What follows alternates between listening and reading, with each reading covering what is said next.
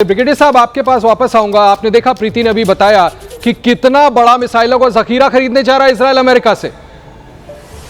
देखिए, आज की डेट में इजराइल की जो मिलिट्री माइट है, उनकी टेक्नोलॉजी तो बहुत हाई है, लेकिन जो लड़ने के लिए उनको वेयर विद ऑल चाहिए वो पूरी तरीके से अमेरिका के ऊपर डिपेंडेंट है। उनकी बहुत सारी कंपनीज हैं जो अमेरिका में ऑपरेट करती हैं और अमेरिका में इस तरीके का डिफेंस आइटम का प्रोडक्शन, एम्यूनिशन का प्रोडक्शन कोई नई बात नहीं है। तमाम तरीके की डील हुई है और अमेरिका लगातार इजराइल को तमाम तरीके की मदद और military bomb, rocket, missile, air defence system की सप्लाई करता रहा। अगर इतनी बड़ी तादाद में, जिसकी संख्या आप बता रहे 12,000 बॉम्ब अगर उन्होंने देने की बात की है, तो इसका इस्तेमाल इजराइल कहां करेगा? स्वाभाविक सी बात है, वो ईरान के खिलाफ और लेबनान के खिलाफ, सीरिया के खिलाफ और गाजा पट्टी में इसका इस्तेमाल कर सकता है। तो एक तरह से इजराइल को और वो दमदार बना रहा और स्ट्रांग बना रहा है और साथ में इसका कहर उन देशों पे बरपेगा। सर, इजराइल को और दमदार बना रहा है। एक छोटा सा सवाल, वॉर रूम से हमारे सहयोगी नीरज भी वहां मौजूद है, जल्दी से उनका रुख कर लेंगे। नीरज, देखिए 12,000 बॉम्ब अमेरिका तो यहां पर बेचने वाला है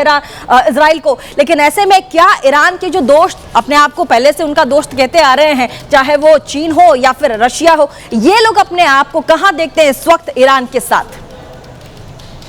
देखिए, ये बहुत ही बड़ा सवाल है प्रीति जो आपने किया है। दरअसल ये सभी के जहन में गूंज रहा है कि ये आखिरकार क्यों नहीं जो चीन और रशिया है वो हेल्प करने के लिए नहीं आ रहे। सीधे तौर से हम ये मानकर चलिए कि आप प्रीति वो इनकी हेल्प नहीं करेंगे, क्योंकि रशिया खुद अपना यूक्रेन वॉर में उलझा हुआ है। 4 साल से उलझा हुआ, अभी तक जीत नहीं पाया। सुपर पावर था, मिलिट्री पावर था, उस सब के बावजूद भी नहीं हो पाया। और दूसरी तरफ चाइना भी ताइवान में अटका हुआ है, इसलिए ये जो है हेल्प करने के लिए डायरेक्ट तौर से नहीं आएंगे। आशीष, ओवर टू यू। नीरज, एक सवाल और मैं आपसे, आप कह रहे हैं कि वो उनकी मदद नहीं करेंगे। अच्छा नीरज, आपके पास वापस आऊंगा। एक बड़ी ब्रेकिंग खबर आ गई है, लेबनान में इजराइल ने बरसाया बारूद। इस वक्त की बड़ी खबर, लेबनान में एक और हमला। लेबनान में इजराइल ने बारूद बरसाया। हमले में यूनाइटेड नेशंस का सैन्य कैंप धुआं। यूनाइटेड नेशंस का सैन्य कैंप लेबनान में धुआं हो गया। इजरायली हमले से दहला यूनाइटेड नेशंस का अड्डा। इजराइल लेबनान बॉर्डर पर है यूएन का सैन्य कैंप। बहुत बड़ी खबर है। अंतर्राष्ट्रीय एजेंसी यूनाइटेड नेशंस का सैन्य कैंप लेबनान में इजरायली हमले में धुआं। तस्वीरें आपके आंख के सामने। लेबनान में इजराइल ने ये बारूद बरसाया है हमले में। फिर से आपको बता दें, जो तस्वीरें हम आपको दिखा रहे हैं, ये यूनाइटेड नेशंस के सैन्य कैंप की है, जहां पर जब ये बारूद बरसाया गया तो किस तरह से वो कैंप यूनाइटेड नेशंस का धुआं होते हुए एबीपी न्यूज की टेलीविजन स्क्रीन पर आप देखें। और साथ ही अपने दर्शकों को यह भी बता दें कि ये लेबनान का वो इलाका है जहां पर हमास बहुत ही एक्टिव है। आशीष जी प्रीति, वाकई बड़ी जानकारी। और इस वक्त की एक और अब आपको बड़ी और ब्रेकिंग खबर बताएंगे। जंग से तेल की कीमतों में फिर से इजाफा हो रहा है। क्रूड ऑयल की कीमतें $90 पार कर गई है। हम आपको लगातार बता रहे हैं किस तरह से इसका एक तरह से कैस्केडिंग इफेक्ट हो रहा है। क्रूड ऑयल की कीमतें $90 के पार हो गई हैं। अप्रैल 2020 से अब तक सबसे महंगा क्रूड ऑयल पहुंच गया $125 प्रति बैरल तक महंगा हो सकता है तेल। गैस के दाम $3.4 $3.4 तक बढ़े।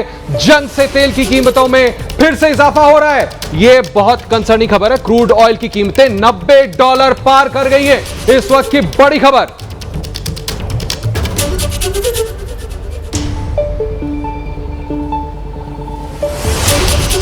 सामने हमने आपको बड़ी खबर बताई। अब सीधे चलता हूं वॉर रूम में अपने सहयोगी नीरज राजपूत के पास। नीरज, इस जंग का असर जो हम दिखा रहे हैं उसको थोड़ा और बेहतर तरीके से बताएं कि ये कैसे असर पड़ेगा कच्चे तेल पर और इसका व्यापक असर पूरे विश्व पर क्या होने वाला है। बिल्कुल, देखिए आशीष, जो हम लोग देख रहे हैं कि यह युद्ध जो है 8वें दिन है, इसका सबसे ज्यादा असर जो पड़ रहा है वो स्ट्रेट ऑफ हॉर्मुज क्योंकि बंद है और जितने भी फारस की खाड़ी के देश हैं जहां से ऑयल की सप्लाई होती है, निर्यात होता है, वो रुका हुआ है। इसी वजह से ये हम देख रहे हैं कि कच्चे तेल की कीमतों पर और गैस पर असर पड़ रहा है। अब ये आप ये देखिए, अब मैं आपको बता दूं यहां वॉर रूम से कि 28 फरवरी को 6,500 प्रति बैरल था कीमत थी कच्चे तेल की, और 2 मार्च को यानी युद्ध शुरू होने के बाद 2-3 दिन बाद कितना हो गया, 7,115 रुपए प्रति बैरल। 4 मार्च को हुआ 7,153, 5 मार्च को 7,338 और 6 मार्च को यह पहुंच गया है आशीष 8,310। तो साफ तौर से दिखाई दे रहा है कि यहां पर कितना बड़ा असर कच्चे तेल पर पड़ रहा है। इसका पूरा असर एशिया, भारत और साथ ही पूरी दुनिया पर पड़ने वाला है, लेकिन खास पड़ेगा एशियाई देशों पर, क्योंकि यहां से स्ट्रेट ऑफ हॉर्मुज, फारस की खाड़ी से यहां से हो रहा है सप्लाई गैस और तेल की। इलाका बड़ा डिस्टर्ब। इसी से जुड़ा एक सवाल मैं ब्रिगेडियर साहब से लेना चाहूंगी। ब्रिगेडियर साहब, लगातार चीन ये कहता रहा है कि स्ट्रेट ऑफ हॉर्मुज को लेकर के वो ईरान से लगातार टेबल टॉक कर रहा है, डिप्लोमेसी बातचीत कर रहा है कि उस पूरे इलाके को कम से कम डिस्टर्ब ना करे, ताकि तेल का जो आयात है वो आसानी से कम इस सिचुएशन में हो पाए। क्या हुआ होगा, जरा जानकारी दे पाए? देखिए, मेरा मानना है कि जो स्ट्रेट ऑफ हॉर्मुज को बंद किया, ये पूरे साउथ एशियन कंट्री को, साउथ ईस्ट एशियन कंट्री को पूरी तरीके से अफेक्ट करता है। और जिससे कंट्री जो इससे अफेक्टेड नहीं है वो रशिया और अमेरिका। अमेरिका के पास अपने गैस और ऑयल का बहुत बड़ा रिजर्व है, लेकिन वो बाकी के रिसोर्सेज को एक्सप्लॉइट करता है। और जहां तक स्ट्रेट ऑफ हॉर्मुज की बात है, अमेरिका ने दावा जरूर किया था कि वो जो कमर्शियल शिप्स है उसको एस्कॉर्ट करने के लिए तैयार है। क्या ये पॉसिबल है, ये देखना पड़ेगा। और चाइना इसमें बहुत बुरी तरीके से अफेक्टेड नजर आ रहा है, क्योंकि उसके 30% ऑयल की जो खपत है वो इसी रूट से, इसी इलाके से गुजरती थी। तो ईरान ने एक तरफ तो सैंक्शन जो लगाया था वो यूरोपियन नेशन पे, इजराइल पे और अमेरिका पे लगाया था, बाकी कंट्रीज के तो उसने छूट दी। ब्रिगेडियर साहब वापस आएंगे फिर से आपसे इस बारे में बात करने के लिए। आप देखिए, हम आपको दर्शकों को बताते हैं समुद्र में कैसे रूसी तेल अटका हुआ है। ध्यान दीजिएगा इस तरफ, बड़े स्क्रीन पर हम आपको बताएंगे किस तरह से समुद्र में रूसी तेल अटका हुआ है। कुल लगभग 13 करोड़ बैरल अरब सागर हिंद महासागर में। ये देखिए, हम आपको यहां पर ठीक से समझाते हैं। अरब सागर हिंद महासागर में करीब 2.7 करोड़ बैरल तेल है। लाल सागर और स्वेज नहर क्षेत्र में करीब 2 करोड़ बैरल तेल है। सिंगापुर के आसपास लगभग 75 लाख बैरल तेल। यह हम आपको बता रहे हैं किस तरह से समुद्र में रूसी तेल फंसा हुआ है। समुद्र में अटका रूसी तेल, इसलिए हम कह रहे हैं। फिर से दिखाता हूं, ये देखिए भारत का तेल आयात कितना है। ये देखिए आप, कुल जरूरत 88%, देशों से तेल कितना, 44%। अब आप ये देखिए, ये हम आपको दिखा रहे, पहले हम आपको दिखा रहे थे कि कैसे रूसी तेल समुद्र में अटका हुआ है। अब देखिए, फिर से बता दूं, भारत कितना तेल आयात करता है। कुल जरूरत कितनी है, 88%। देशों से तेल खरीद रहे 44%। अब इस वक्त की एक बड़ी और ब्रेकिंग खबर आपको बताते हैं। मिडिल ईस्ट में जारी महायुद्ध के साइड इफेक्ट्स दिखने लगे। गैस सप्लाई में आ रही बाधाओं का असर सीधे जेब पर पड़ रहा है। खबर यह है कि गैस महंगी हो गई है।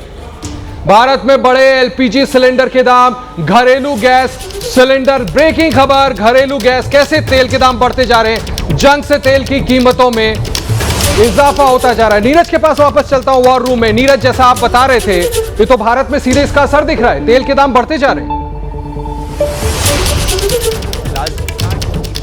बिल्कुल बंद हो चुकी है 7-8 दिनों से। 7 दिन पूरे हो चुके हैं, 8वां दिन आज शुरू हो चुका है और वहां से सप्लाई नहीं हो रही, क्योंकि भारत जो गैस जो लेता है वो कतर से लेता है। 35 से 40% जो है वो गैस भारत की कतर से आती है, सऊदी अरब से आती है, इराक से आती है। इस वजह से ये गैस के दाम जो है उस पर असर पड़ा है। इसके अलावा हम कच्चा तेल कहां से लेते हैं, वही फारस की खाड़ी जो स्ट्रेट ऑफ हॉर्मुज से होकर होता है, यानी कि कुवैत, सऊदी अरब, इराक, ओमान, बहरीन, ये सारे देश ऐसे हैं जहां से हम तेल भी आयात करते हैं। और वो रूट बंद पड़ा हुआ है और स्ट्रेट ऑफ हॉर्मुज में वहां पर पूरा युद्ध का मैदान बना हुआ है, इसलिए वहां से कोई ऑयल टैंकर नहीं आ रहा। इसीलिए ये जो है ऑयल के दामों पर असर पड़ रहे हैं और गैस पर भी। आशीष।